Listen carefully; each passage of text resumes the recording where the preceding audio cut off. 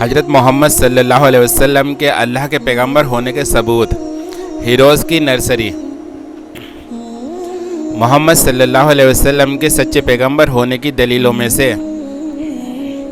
ایک دلیل یہ ہے کہ محمد صلی اللہ علیہ وسلم خود ہی ہیرو نہیں تھے، بلکہ آپ صلی اللہ علیہ وسلم نے ہیروز کی نرسری لگا دی تھی،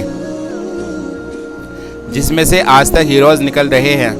اس بات کے ثبوت میں ہم ایسے ہزاروں نام آپ کے سامنے پیش کر سکتے ہیں جن کی زندگی میں انقلاب محمد صلی اللہ علیہ وسلم کی تعلیمات کی وجہ سے آیا، اور پھر انہوں نے دنیا میں وہ کارنامے کر کے دکھائے جن کو کوئی عام انسان نہیں کر سکتا۔ جو لوگ محمد صلی اللہ علیہ وسلم کو اللہ کا پیغمبر مان کر اور آپ صلی اللہ علیہ وسلم کو اپنا رہنما مان لیتے ہیں اور زندگی کا اس طریقوں کی پیروی پر راضی ہو جاتے ہیں جسے آپ صلی اللہ علیہ وسلم پیش کر رہے ہیں، تو ان لوگوں کی زندگی میں انقلاب لازماً آتا ہے، اور دنیا میں جو لوگ بھی قرآن اور محمد صلی اللہ علیہ وسلم کی بات مان کر اپنے اندر وہ صفات گن پیدا کر لیں گے جن کا حکم قرآن اور محمد نے دیا ہے، تو وہ دنیا میں بھی کامیاب ہوں گے اور مرنے کے بعد کی زندگی میں بھی ان کی کامیابی یقینی ہے، چاہے وہ لوگ کسی بھی قوم، نسل یا دیش کے ہوں۔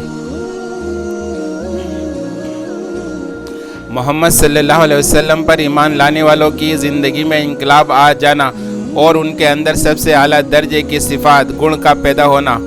اس بات کی کھلی دلیل ہے کہ محمد صلی اللہ علیہ وسلم اللہ کے سچے پیغمبر ہیں، اور کوئی بھی انسان اس بات کا خود مشاہدہ کر سکتا ہے کہ محمد کی تعلیم نے خود تمہاری سوسائٹی میں اور تمہارے بیچ میں رہنے والے وہ لوگ جو پیدا کر دیے جو محمد صلی اللہ علیہ وسلم کی تعلیم پر عمل کرتے ہیں، ان لوگوں کی سیرت، جیونی اور کردار کو کتنا اعلیٰ کر دیا گیا ہے، اور جس تعلیم نے ان کے اخلاق بہترین کر دیے اور ان کو سب سے اعلیٰ خوبیاں کا مالک بنا دیا ہے۔ اب تم خود ہی سوچ لو کہ محمد صلی اللہ علیہ وسلم کی تعلیم حق ستیہ نہ ہوتی تو ایسے اچھے نتیجے کس طرح پیدا کر سکتی تھی؟ کیا کسی جھوٹے انسان کی تعلیم میں اتنا اثر ہوگا کہ وہ لوگوں کی زندگی میں انقلاب برپا کر دیں؟ لوگوں کو چاہیے تھا کہ ان سوالوں پر غور کرتے، لیکن لوگوں نے الٹا ہی محمد صلی اللہ علیہ وسلم پر شاعر ہونے کا الزام لگا دیا اور ان کے ساتھیوں کو شاعروں کے ساتھ لگا رہنے والا بتا دیا۔ آئیے اس بات پر بھی چرچا کر لیتے ہیں۔ محمد صلی اللہ علیہ وسلم کے ساتھیوں اور شاعروں کے ساتھ لگے رہنے والوں میں فرق۔ شاعروں کے ساتھ لگے رہنے والے لوگ اپنے اخلاق، عادتوں اور مزاج میں ان لوگوں سے بالکل الگ ہوتے ہیں جو محمد صلی اللہ علیہ وسلم کے ساتھ تمہیں نظر آتے ہیں۔ دونوں گروہوں کا فرق ایسا کھلا فرق ہے کہ ایک نظر دیکھ کر ہی آدمی جان سکتا ہے کہ یہ کیسے لوگ ہیں اور وہ کیسے ایک طرفہ انتہائی سنجیدگی، تہذیب، شرافت، سچائی اور خدا کا ڈر ہے، بات بات پر ذمہ داری کا احساس ہے، برتاؤ میں لوگوں کے حقوں کا خیال رکھا جاتا ہے، معاملوں میں انتہائی درجے کی ایمانداری ہے، اور زبان جب کھلتی ہے بھلائی کے لیے کھلتی ہے، برائی کی بات کبھی ان سے نہیں نکلتی۔ سب سے زیادہ یہ کہ ان لوگوں کو دیکھ کر صاف معلوم ہوتا ہے کہ ان کے سامنے ایک بلند اور پاکیزہ نصب العین مقصد و لکشیہ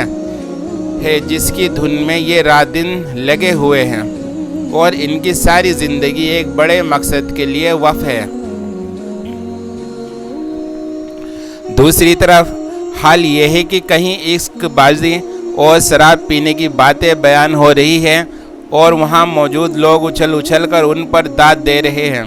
کہیں کسی بازاری عورت یا کسی گھر کی بہو بیٹی کی خوبصورتی پر بات ہو رہی ہے اور سننے والے اس پر مزے لے رہے ہیں، کہیں جنسی میل ملاپ، یون سمبندوں کی کہانی بیان ہو رہی ہے اور پوری بھیڑ پر شہانیت، کامکتا کا بھوت سوار ہے، کہیں بیہودہ باتیں کی جا رہی ہے یا ہنسی مذاق ہو رہا ہے اور بھیڑ میں ہر طرح ٹھہاکے لگ رہے ہیں، کہیں کسی کی برائی بیان کی جا رہی ہے اور لوگ اس سے مزے لے رہے ہیں، کہیں کسی کی بیجا تعریف ہو رہی ہے اور اس پر تعریف اور شاباشی کے ڈونگرے کے بجائے جا رہے ہیں، اور کہیں کسی کے خلاف نفرت، دشمنی اور انتقام کے جذبات بھڑکائے جا رہے ہیں، اور سننے والوں کے دلوں میں اس سے آگ سی لگ جاتی ہے۔ ان مجلسوں میں شاعروں کے کلام سننے کے لیے جو بھیڑ کی بھیڑ لگتی ہے، اور بڑے بڑے شاعروں کے پیچھے جو لوگ لگے پھرتے ہیں، ان کو دیکھ کر کوئی شخص یہ محسوس کیے بنا نہیں رہ سکتا کہ یہ اخلاق کی بندشوں سے آزاد، جذبات اور خواہشوں کے بہاؤ میں بہنے والے اور موج مستی کے دیوانے آدھے جانور قسم کے لوگ ہیں، جن کے ذہن کو کبھی یہ خیال چھو کر بھی نہیں گیا ہے کہ دنیا میں انسان کے لیے زندگی کا کوئی بلند مقصد نصب العین بھی ہو سکتا ہے۔ جس شخص کی زندگی یہ کچھ ہو جیسی کہ محمد صلی اللہ علیہ وسلم کی ہے، اور جس کے ساتھیوں کی صفات وہ کچھ ہو جیسی محمد صلی اللہ علیہ وسلم کے ساتھیوں کی ہے، اس کے بارے میں کوئی عقل کا اندھا ہی ہے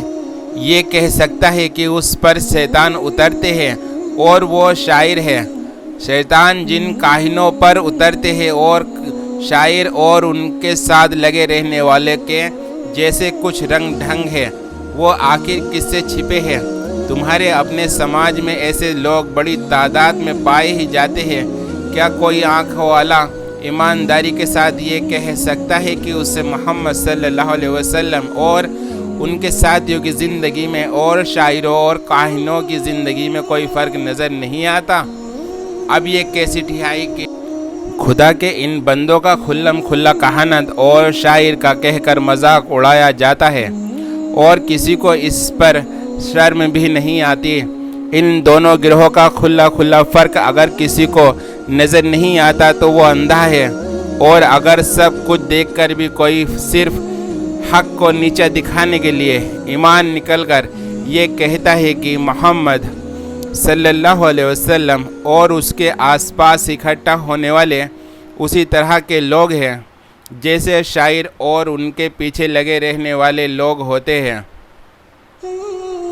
تو وہ جھوٹ بولنے میں بے شرمی کی ساری حدیں پار کر گیا ہے۔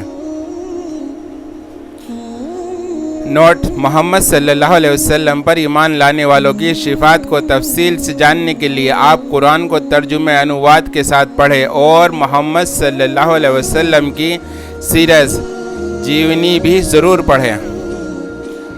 اور آپ ہمارے چینل پہ نئے ہیں تو ہمارے چینل کو سبسکرائب کریں، لائک، کمنٹس اور شیئر کرتے جائیں۔ السلام علیکم ورحمۃ اللہ وبرکاتہ۔